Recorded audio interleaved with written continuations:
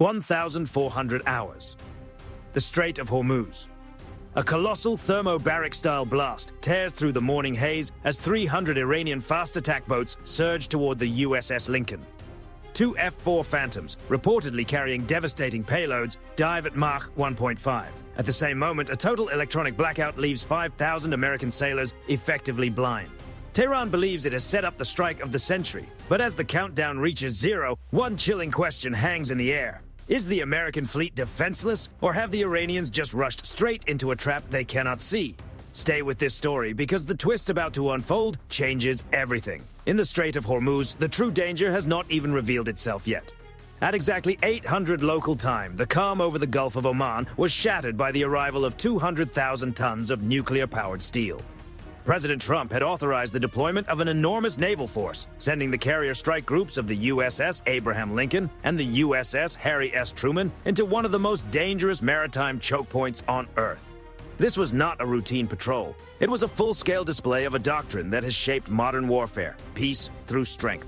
To military analysts, sending in this fleet was like bringing overwhelming force to a fight that might never need to happen. You do not make a move like this because you want chaos. You do it so the other side understands before anything begins that pressing forward may be the worst possible choice. Each carrier is more than a warship. It is a floating sovereign city equipped with cutting-edge electromagnetic launch systems and shielded by an Aegis combat network so advanced that every destroyer in range becomes part of one coordinated combat organism.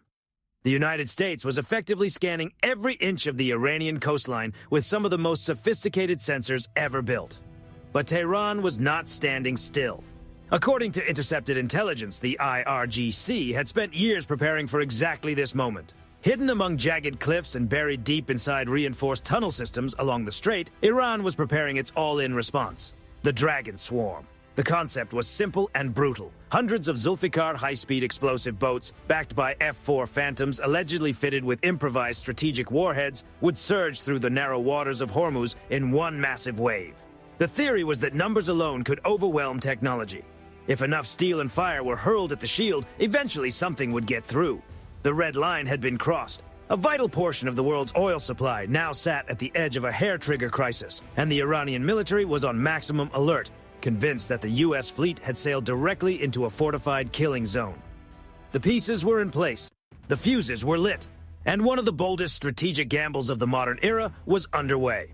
Most people misunderstand moments like this. They imagine another tense standoff. In reality, this was the setup for a theater-wide takedown nobody expected. At 14:10 local time, the Dragon Swarm burst from the Iranian coast with a level of intensity that redefined saturation warfare. Hundreds of Zulfikar attack craft fired up at once, slicing across the strait at 70 knots in a multi-axis wave of steel. Overhead, two squadrons of F-4 Phantoms dropped to just 60 feet above the water, skimming the wavetops to stay below the radar horizon of American destroyers. Tehran was making a high-stakes bet. The plan was to overwhelm the Lincoln strike group's tracking and fire control systems through sheer volume, creating a gap for the incoming payloads. It was an old-school brute force assault trying to drown a digital-age war machine, but the U.S. Navy never played the role Iran expected. Instead of reacting loudly, the fleet shifted into MCON Alpha, a state of near-total electromagnetic silence. In an instant, the USS Abraham Lincoln and the USS Harry S. Truman vanished from the digital battlefield. Radios went quiet. Radars went dark. Fire control emissions disappeared. The largest warships in the region became ghosts. At the same time, the strike group released a wide web of advanced decoy buoys. These were not simple beacons. They were digital mirages, broadcasting the electronic and thermal signatures of actual carriers with uncanny precision. To outside observers, it was like watching a deadly game of hide-and-seek inside a hall of mirrors. Iranian commanders ordered pilots and swarm boats to charge toward targets on their screens that were not real. They believed they were closing in on a historic hit against the American fleet, never realizing the real force was sitting nearby, silent and invisible, already calculating the final move. As Iranian missiles entered terminal phase expecting to strike those phantom signatures, the EA-18G Growlers high overhead changed the entire fight. What happened next was not ordinary jamming. It was a complete digital takeover. Using next-generation electronic warfare systems, the Growlers did not merely block Iranian signals. They rewrote them. Suddenly, the guidance systems of the incoming missiles were fed new coordinates. To those onboard systems, the carrier was no longer the target. Their own IRGC command centers at Bandar Abbas were. Technical advisors watching from afar could only stare in shock as weapons meant for the American fleet performed a precise 180-degree turn and raced back toward the coast at extreme speed. In one unbelievable moment, the attackers had been tricked into targeting themselves. It was a catastrophic failure for Iran's missile effort. While the sky filled with reversing missiles, the surface of the strait became the testing ground for another terrifying capability. The Helios laser systems aboard Arleigh Burke-class destroyers came online. In most naval battles, people expect the thunder of guns or the roar of interceptors. This was something else entirely. There were no dramatic launches, no warning sirens, no giant fireballs. At a distance of 5 miles, the lead Zulfikar boats simply began to fail. Hulls started smoking, engines glowed bright red, critical components softened, warped, and collapsed into molten ruin. To a military observer, it looked as though sunlight itself had reached down and disabled each vessel one by one. It was clean, silent, and deeply unsettling. The Dragon Swarm was being taken apart by concentrated beams of light that cost almost nothing to fire, turning expensive attack craft into drifting scrap. Iran had prepared for a war of attrition. What it faced instead was a battlefield where ammunition was no longer the only answer, and the surprises were far from over.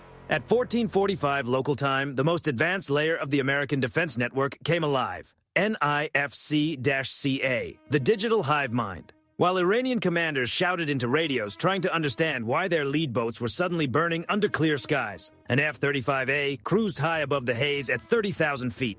The pilot did not launch a weapon. He did not need to. Using the APG-81 radar, he identified the remaining IRGC leadership boats and quietly fed their positions into the network through Link 16. More than 120 miles away, a Virginia-class attack submarine hidden deep below the surface received the Dayton. Without surfacing or revealing itself, it launched a salvo of Mark 48 torpedoes. Iranian commanders disappeared from the battle without ever knowing where the strike had come from. They were not fighting a single ship. They were confronting a cross-domain combat network that had already selected its targets. Then came the realization that changed everything. At 1500, as Iranian generals scrambled to restart coastal radar stations and locate the vanished armada, they discovered the worst possibility of all. The National Security Agency had not merely monitored their systems, it had reportedly been inside them for months. This was the Shadow Code masterstroke. The radar architecture Iran relied on to build its anti-stealth network had been compromised through hidden access points. Every time Iranian operators powered up their sensors, they were not seeing the real sea. They were seeing a carefully prepared digital loop. The U.S. Navy had not simply blocked the attack. It had hijacked the defender's own network and turned it against itself with false returns and manipulated signals. Iran believed it controlled the gray zone. In reality, it had stepped onto a stage designed by someone else, and the pressure did not stop there.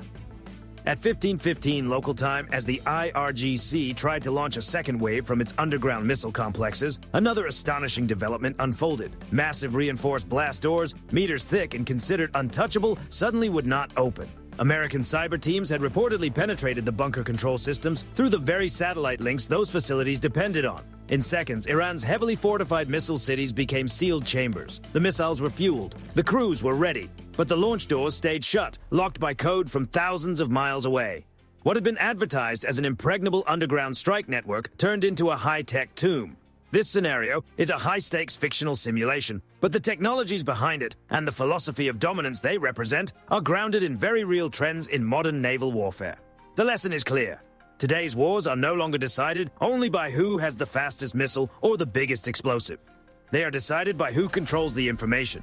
And if a crisis like this ever became real, the global consequences would be immediate.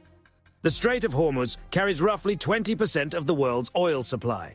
Even a short disruption could send prices soaring by 30 to 50%, as past regional incidents have already shown. And what if, against all odds, one of those strategic warheads slipped through the shield? In this simulation, the answer is immediate and devastating. Within 180 seconds, a silent Ohio-class submarine somewhere in the Indian Ocean would trigger a retaliatory protocol. 2 Trident missiles would launch. Before the incoming warhead even touched the water, every major nuclear site and command node in Iran would already be marked for elimination. If the conflict escalated into a full 24-hour collapse, the Armada would shift into something even more severe, a system-wide shutdown of the country itself.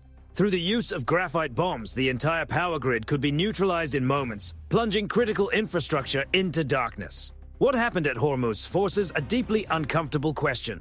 Do courage and ideology still matter in a world where one side fights with steel and sacrifice while the other fights with code and light speed? At that point, the very meaning of battle begins to change. This is no longer only about direct confrontation. It is about disabling systems so completely that resistance becomes impossible. That is the paradox of 21st century warfare. The most destructive conflicts may be the quietest. No sustained gunfire, no endless bombardment, just the paralysis of an entire nation delivered through a few invisible commands. The American fleet did not arrive merely to fight. It arrived to prove a point. In a digitally driven battlespace, aggression may no longer lead to a long war. It may lead to instant collapse. The side that holds the master key to the network becomes the one that controls the battlefield. And in this scenario, that power rests with the US Navy.